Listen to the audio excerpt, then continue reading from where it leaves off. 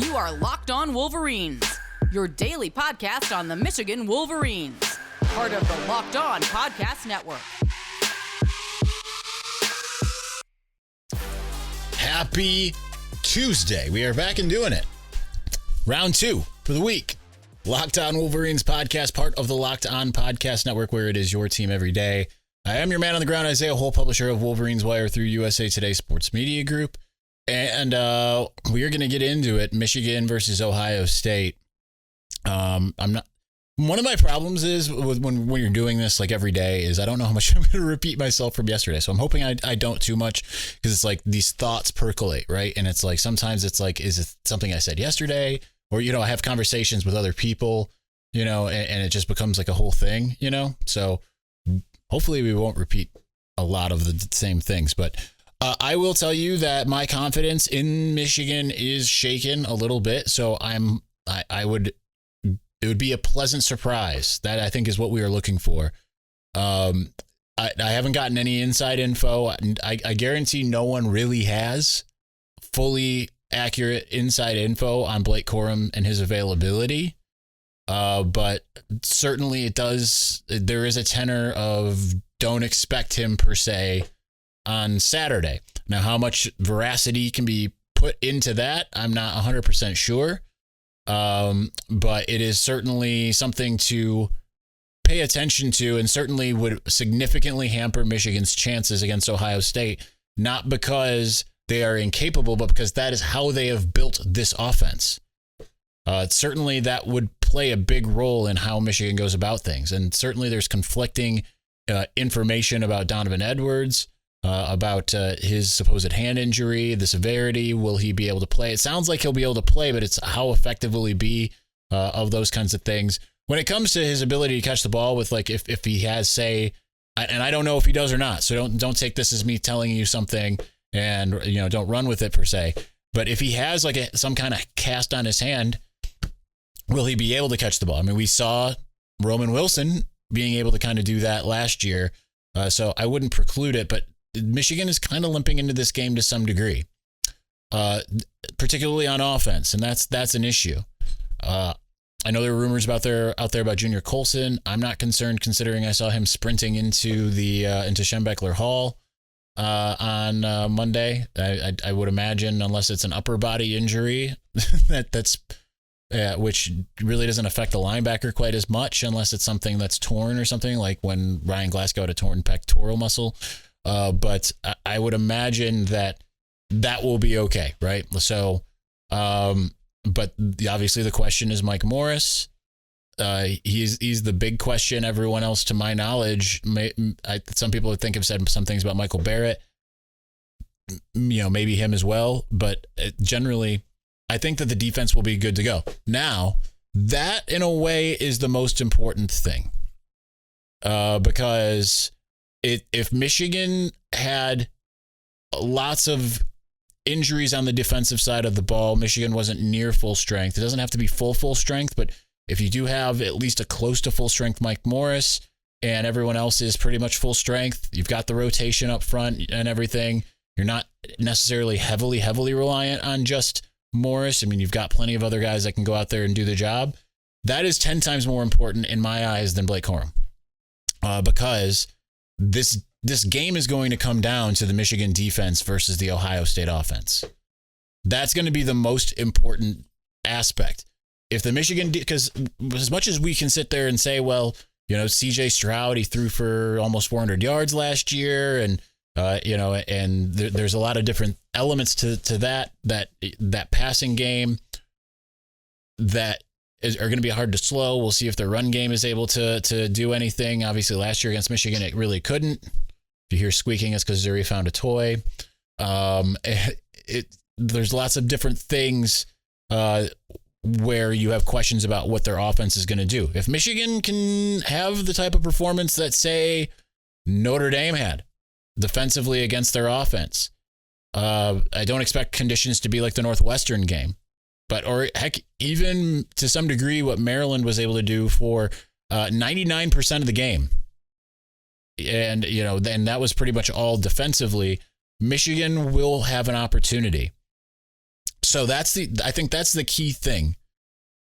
That said, my confidence is shaken. I have kind of gone from being a pretty confident Michigan will go down there and win to I'm almost certainly, and I have to make my decision by tomorrow when I write my piece for 11 Warriors, that I'm almost positive I'm going to pick Ohio State.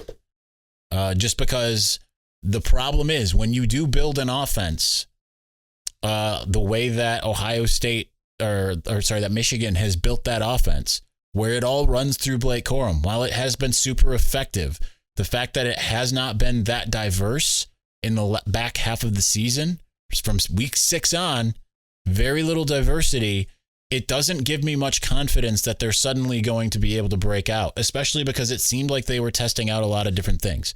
Now, maybe Blake Corum is fine. Maybe Blake Corum will play. No structural damage from what we knew on Saturday night, but those who claim to know anything at the moment are not particularly optimistic. I'm not sure that we will know for sure because it also could be subterfuge, because I think there's a lot of things that Michigan is doing that is somewhat playing with Ohio State. I know one thing for sure. We'll tell you after the game whether it was successful or not, but certainly, I will feel okay about the offense if you have a essentially full strength, at least 80+% Donovan Edwards, and if CJ Stokes can play as well.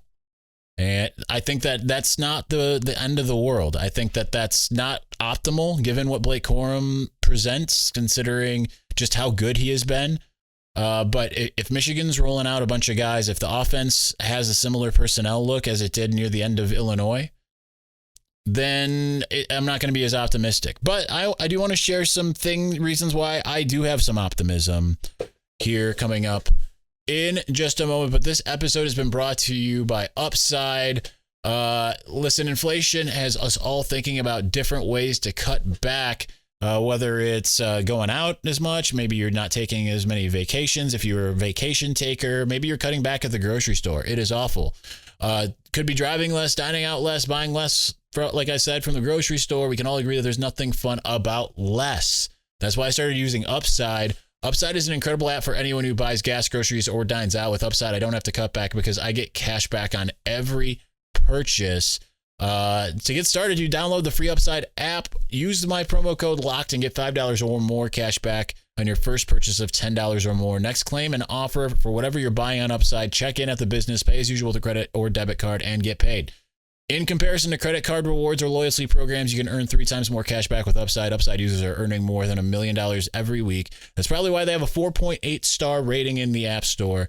Download the free Upside app today. Use the promo code LOCKED to get $5 or more cash back on your first purchase of $10 or more. That's $5 or more cash back on your first $10 or more using the promo code LOCKED.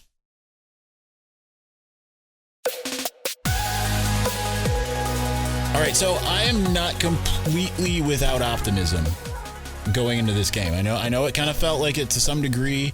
I'm not writing, even though I'm leaning towards picking Michigan to lose the game. That doesn't mean, I picked Michigan to lose the game last year, right? Okay, it went a different way. I'm not saying that I don't think that they can't win the game. Problem is, last year they were really healthy going into the game. They really showed out the week before, and that was not kind of the case this last week. That said, they've been preparing for this game all year. I confirmed a little bit more if you watched the Blake Corum AMA, which, quick disclaimer for those of you that watched it or watched the replay on my personal YouTube channel, you can find it there, that are complaining that he didn't address the knee situation. I was told beforehand that he would not. Do not ask about it. I at least asked Blake, can I at least say that we're not going to address it? And he said that was fine, but that was what it was going to be, which is fine, right? I know people want to know. Michigan, even if Blake wanted to be like, yeah, I'm fine, I'm sure that Michigan told him do not address it given the week. Michigan doesn't have to. This isn't the NFL. They don't have to put out a depth chart. They don't have to sit there and tell anybody anything. So, but he did confirm that they have spent a lot more time like watching film, and putting in things in practice every week going throughout the year in prep to prepare for Ohio State. So that is, and I asked him, I said, is that a marked difference from the past? And he said, yes. So that is encouraging in terms of we could, to some degree, see a different Michigan team, right? They could have essentially installed a whole new offense, and whether it's predicated on Blake's ability or not, then that maybe changes things. But that play that Isaiah Gash got the first down on, that was a play that was intended for Blake Corum. So certainly they have guys who can execute these different things. No offense to Isaiah Gash. You just hope it's not him. You hope it's someone who's a little bit more proven in bigger games like Donovan. But it's that said, I do think that plays a pretty good factor.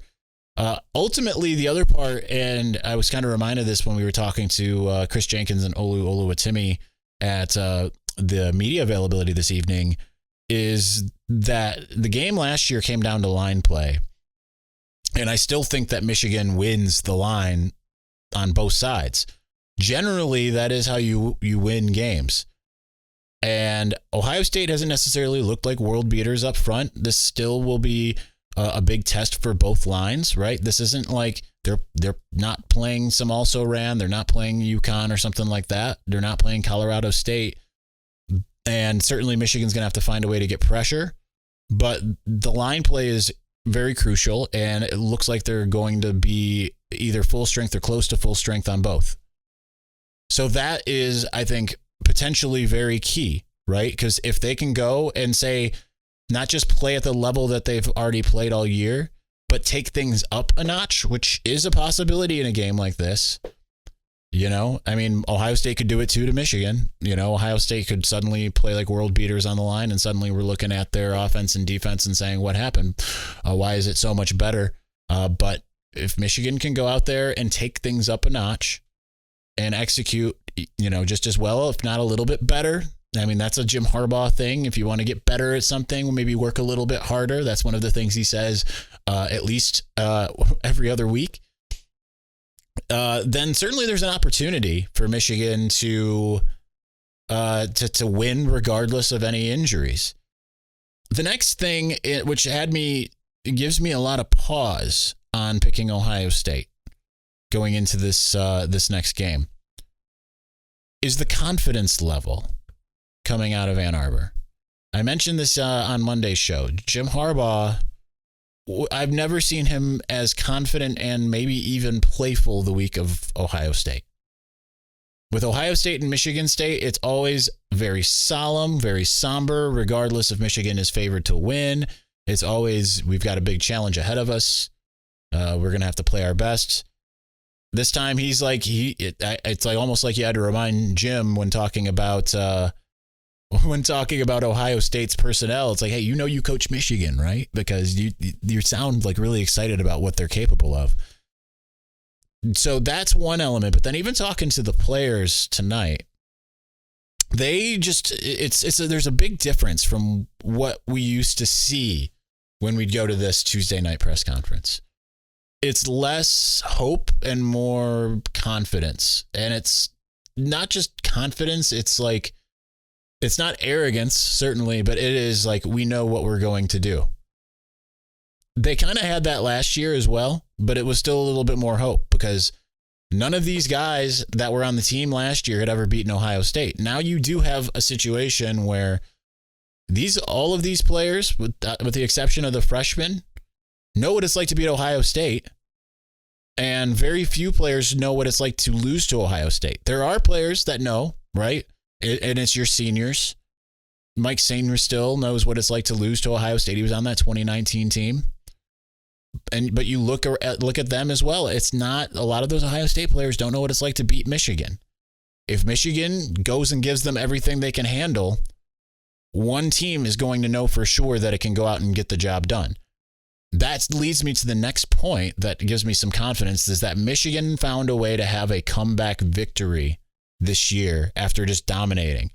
Not finding yourself in a dogfight all year can have some negative consequences because you don't know how you're going to handle yourself in that type of situation until you're in it. Last year, you could feel confident that they were going to be able to to do it because they had it against Nebraska and they came back and stole that game away from Nebraska. They did the same thing against Illinois this last week. So after not being in any kind of deficit in the fourth quarter all year long, they finally found themselves in a live situation where they were able to find out what they have, what their mettle is. That's good news, considering that they won. That is good news, because you can look at a team like Nebraska as proof of what it's like when you don't know how to close out a game. Not as much this year as last year, but finding yourself winning in the fourth quarter, being up in all of these games, only to find yourself on the wrong end. That's not great. You know, when you're going to get to this point where you're like, here we go again, instead of having that confidence and faith in yourself that you're going to be able to do it. I think Ohio State had that in the Michigan game for years and years. Michigan has had late leads against Ohio State the last 20 some years, and yet often squandered them away. You know, you look at 2016, you look at 2005, you know, you look at some of those games and it's like Ohio State knew how to close out. They never would lose faith. Michigan might be a little bit different, right? Because a lot of those guys haven't beaten Michigan. CJ Stroud hasn't beaten Michigan. Travion Henderson hasn't beaten Michigan. Mayan Williams, I'm assuming, has. But I don't know what his deal is as far as all that's concerned, you know, but there's a lot of those players. JT Tumalau, Tommy Eichenberg, Zach Harrison. No, Zach Harrison was he might have been on that 2019 team. But a lot of those guys don't have that experience. So that counts for something. And again, I just feel like Michigan they've got something up their sleeve. Ohio State, I'm sure, does as well. But I don't feel like Ohio State, when they prepare for Michigan, I don't feel like it's going to be like this wild different, like you're going to see some wildly different stuff. I feel like it's with them, they are who they are. Come out and see if you can beat it. Michigan, I feel like when it comes to the Ohio State game, it's going to be a little bit more of a, suddenly you see things that you hadn't seen all year. I don't feel like you really necessarily are getting that from Ohio State on a year-by-year basis. Maybe 2018, yeah, you got that a little bit. But most of the time, it doesn't feel like suddenly you're getting these wildly different looks and wildly different schemes and things of that nature. So I do think that there is some subterfuge. I feel like that there's more than a quiet confidence. I would say it's a kind of loud confidence coming from Ann Arbor. That could play a difference. Let's continue talking about it here momentarily.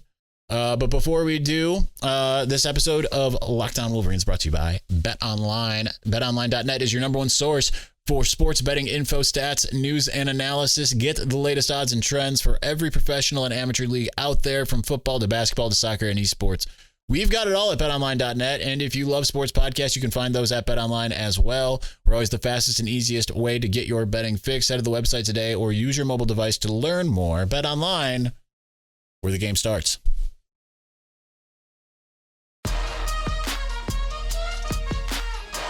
I think the biggest key for Michigan heading into this Ohio State game, well, there's a couple different keys, right? Of course, how the defense plays against the offense. Who does Michigan have to be able to score? Because it's all good and well if you have a defense that is stopping them, but your offense can't sustain drives. 2016 is pretty high proof of that, right? That having Blake Corum is the elixir to the issues that Michigan faced in 2016. Could the defense have a similar performance? I think it's possible, not necessarily probable, but Michigan is the number one defense in the country. Certainly, maybe not as tested as the 2016 one, but when you look at the numbers, it's pretty high up there in terms of what they've been able to do on a per game basis.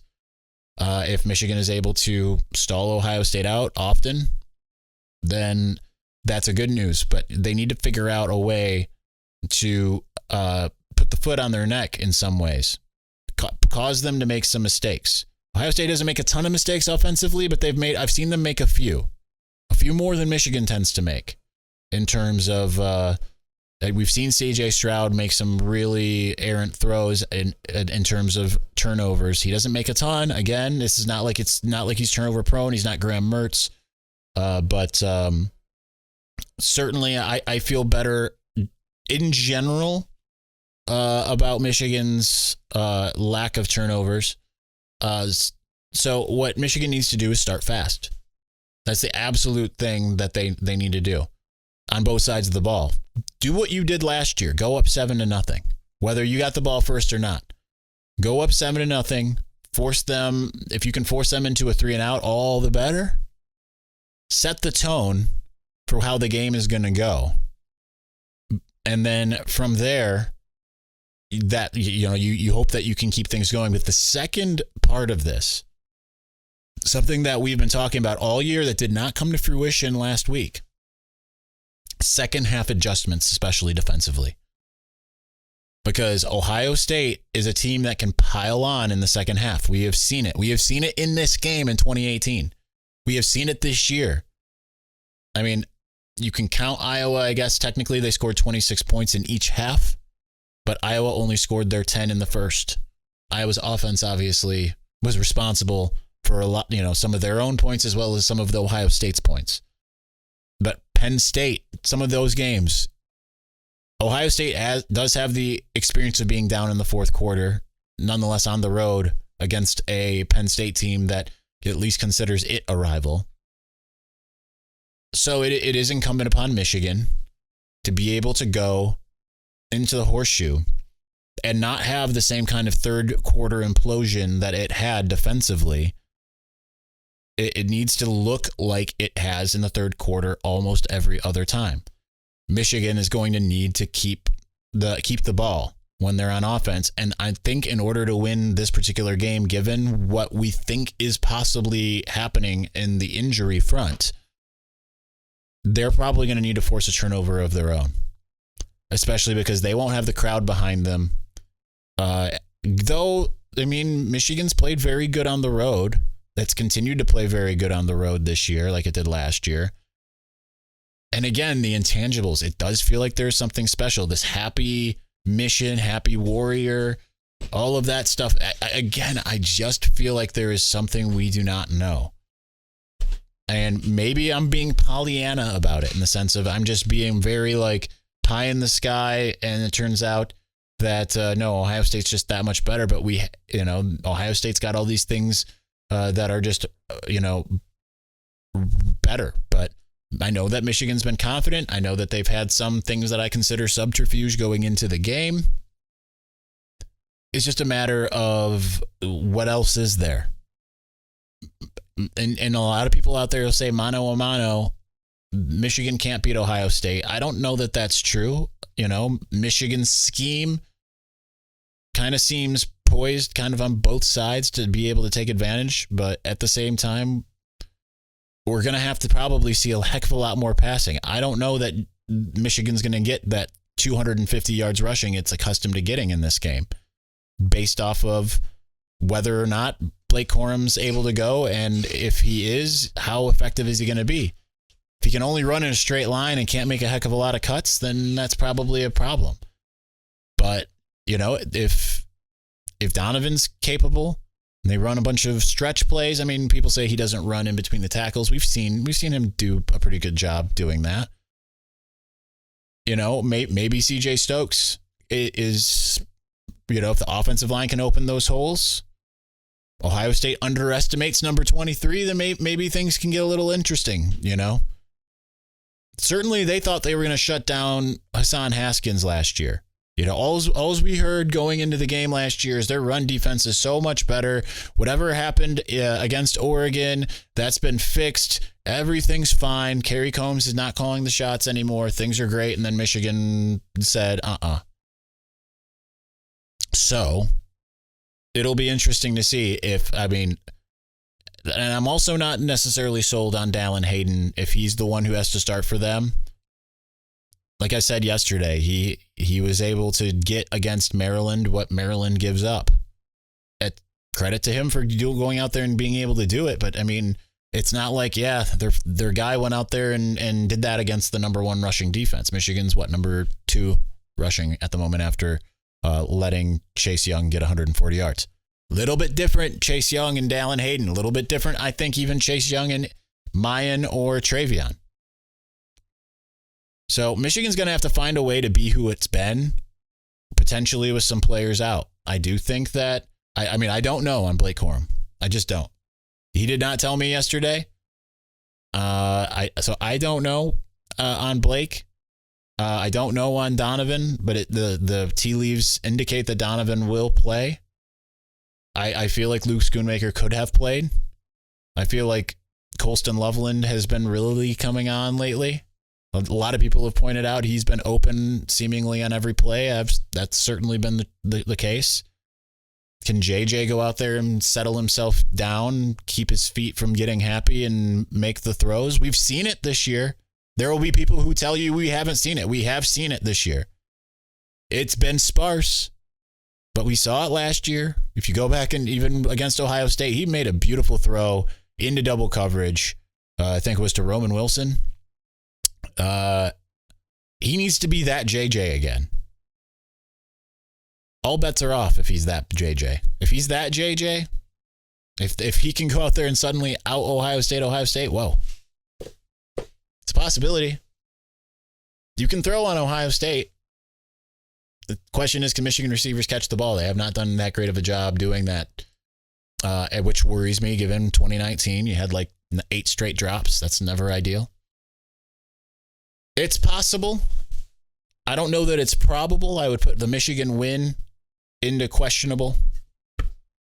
Lots of questions I have that aren't going to be answered until 12:14 on Saturday. That's going to do it for us today. We'll be back with a crossover episode with Jay Stevens from Locked On Buckeyes. Thursday, the mailbag. Friday, I would guess some kind of preview. We'll see if we can't get somebody on for that one. I know I said no guests. Considering this was kind of a preview, a quasi preview, we have no more press conferences this week. I think we'll try to get somebody. Anyway, that's going to do it for us today. Thank you for watching and or listening. We'll talk to you soon. Peace.